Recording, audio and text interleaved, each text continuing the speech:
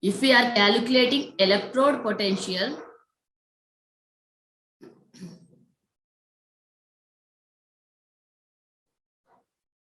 in case of non-standard conditions,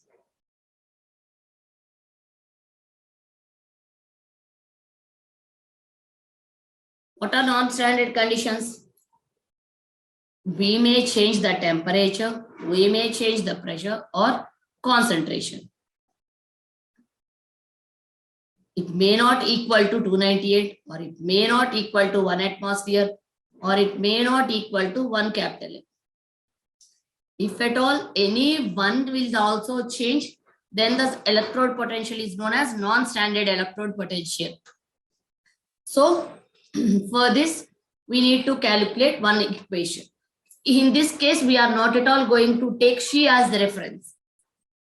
So while doing the calculations, how we know whether we need to calculate with respect to She or without the She means by looking at the conditions only. They will give some conditions. If at all they satisfy standard conditions, then go according to She, previous one. Or else if anyone is changing, then we need to follow the Nernst equation. So let's see what is that.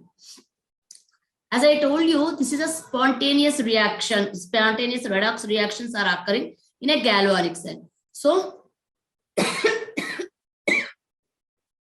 system itself will do some work. So what happens? Energy will going to lose. So work done by the system first, let's see. Work done by the system, by the cell or else W equal to Q into V. What is the formula for work done? Charge into potential or voltage developed. Q equal to charge, V equal to potential or voltage developed. This is one formula for work done. When Daniel cell is used, what happening at anode? Oxidation is happening of what? Zinc. So zinc is going to lose 2 electrons and converts into Zn+2.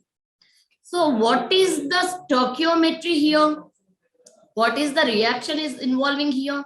1 mole of zinc is undergoing oxidation, giving 1 mole of Zn+2 and 2 electrons are going to release. This is, we'll call it as stoichiometry. Then what about cathode? Cu2 plus gains 2 electrons and converts into copper. So here 1 mole of Cu2 plus reacts with 2 moles of electrons, gives rise to 1 mole of Cu. This is the stoichiometry involving here. So what is the charge of 1 mole of electron? Okay, here 2 moles of electrons are involving in the reaction. So first of all, what is the charge? Charge on 1 mole of electron.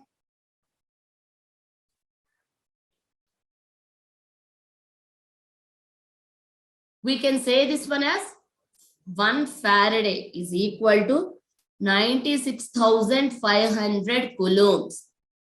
Charge on 1 mole of electron is equal to 96,500 coulombs. Okay, in this case, as we are using 2 electrons, sorry, the reaction is involving with 2 electrons, we should multiply this one with 2. Or else in general, if we can say, charge equal to 2 electrons are there, multiply this one with 2. 3 is means 3. Or else in general, we can say charge is equal to N into F. N equal to number of moles of electrons, F equal to charge on 1 mole. So if we consider the full cell, work done is equal to, substitute the value of Q here. If you substitute the value of Q there, W is equal to N F What is the voltage here? Voltage is nothing but, we consider the cell V equal to E cell. The reading given by the voltmeter voltage is nothing but E cell value. So we substitute the value of V also here. NFE cell. Work done by the cell is equal to NFE cell.